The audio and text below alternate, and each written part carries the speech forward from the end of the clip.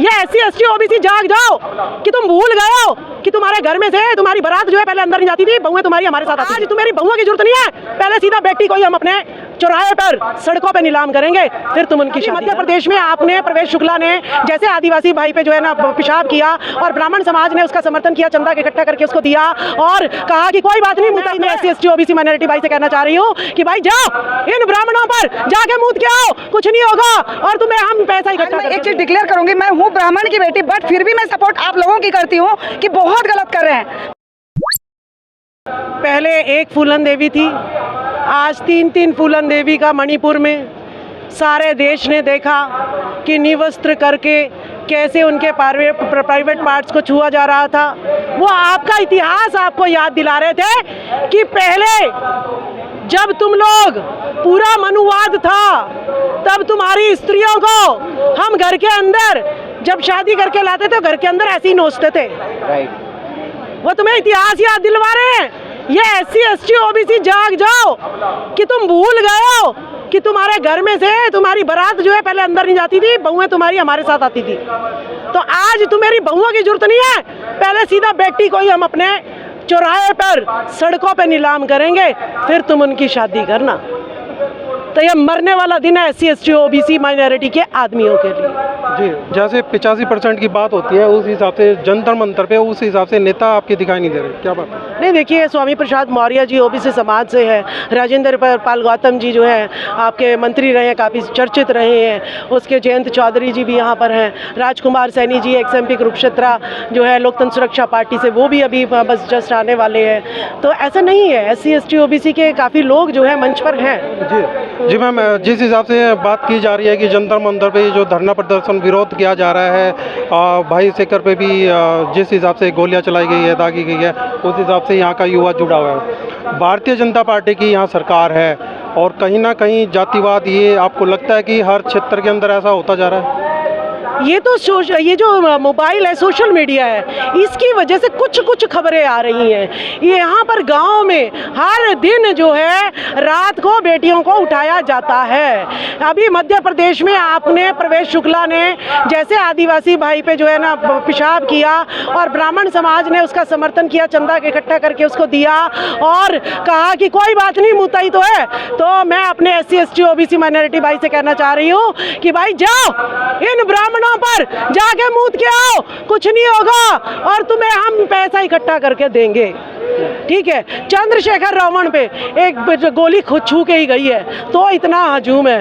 राजकुमार सैनी पर कह रहा था भाई 2 करोड़ लेके आएंगे और मारेंगे इसको और ये करेंगे, क्या हो गया, कहाँ गया? महेंद्रगढ़ में भी कर ली उसने प्रोग्राम, रोक दिया। वामन मिश्राम को हरियाणा में नहीं घुसने देंगे, तुम्हारे बाप का हरियाणा है, ठीक है, हरियाणा हमारा है, भारत हमारा है, तुम्हारे में हिम्मत है तो रोक के दिखा लो। एक बार रोकोगे 20 बार घुसेंगे।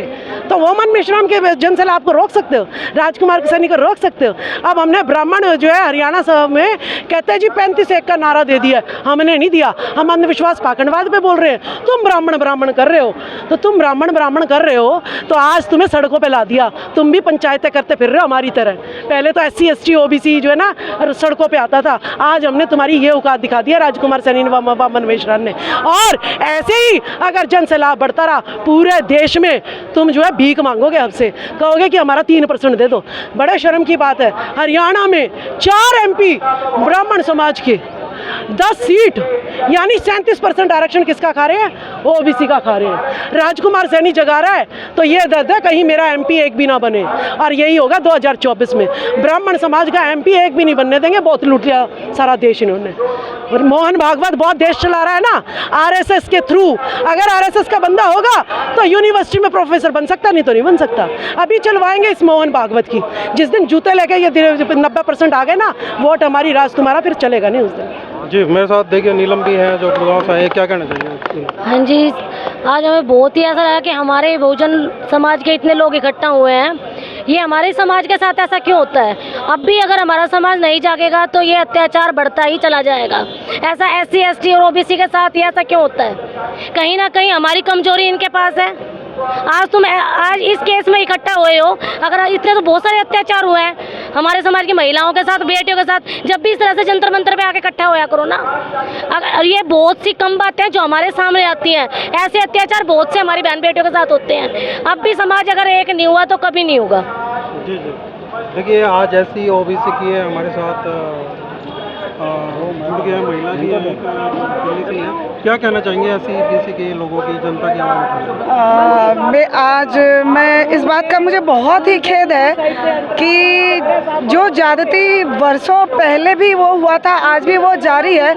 इतना आरक्षण कहने के बावजूद भी ये दिख नहीं रहा है कि क्या हो रहा है। और आज मैं एक चीज़ डिक्लेयर करूंगी, मैं हूँ ब्राह्मण की बेटी, बट फिर भी मैं सपोर्ट आप लोगों की करती हूँ कि बहुत गलत कर रहे हैं, बहुत ही गलत कर रहे हैं। जो मुझे सुनने में आया है कि नॉर्मल का होकर के ये ओबीसी का हक ले रहे हैं, तो मुझे इस चीज़ का बहुत ही खेद है। और रियली मैं हमेशा आप लोगों का साथ दूंगी। लोग कहते हैं आप मुस्लिम का साथ देते हो, ओबीसी का साथ देते हो, दूंगी। जहाँ सच की बात आई, जहाँ सच्चाई की बात आई, हमारे संविधान की बात आई, मैं ज़रूर साथ दूंगी, चाहे उसके लिए मेरी जान मुझे देना पड़े इस देश के लिए। मैं एक हिंदुस्तान की बेटी ये साबित करूंगी कि सच की जीत होगी और हमेशा आप लोगों का साथ दूंगी। और जो ये गलत हो रहा है, भ्रष्टाचार, बलात्कार, मैं रियली उसके खिलाफ अभी भी हूँ। और कहते हैं जो बड़े बड़े मंत्री और नेता, ये गांव और घर हमारी राजवाला बहने का सिर्फ गांवों में ऐसा होता नहीं, ये मंत्रियों को डेली 10-10 लड़कियां चाहिए, इसके पीछे फेंकने के लिए इनको पैसे हैं। लेकिन जो गरीब लोगों के लिए है, जो ओबीसी के लिए और बाकी के हक के लिए इनके पास पैसे नहीं है। 500 रुपया मांगो, इनके पास कोई पैसे नहीं मिलेंगे। नहीं जी, क्या काम कर रहे हो, ये डॉक्यूमेंट दिखाओ, वो डॉक्यूमेंट दिखाओ, मतलब ही नहीं बनता है। तो ये कहने की बात है कि सरकार बहुत कुछ कर रही है, लेकिन करने की बात में बिल्कुल जमीनी स्तर पर कुछ नहीं दिख रहा है। तो मुझे इस बात का खेद है और मैं हमेशा आप लोगों का साथ दूंगी, ये मेरा वादा है। Thank you so much.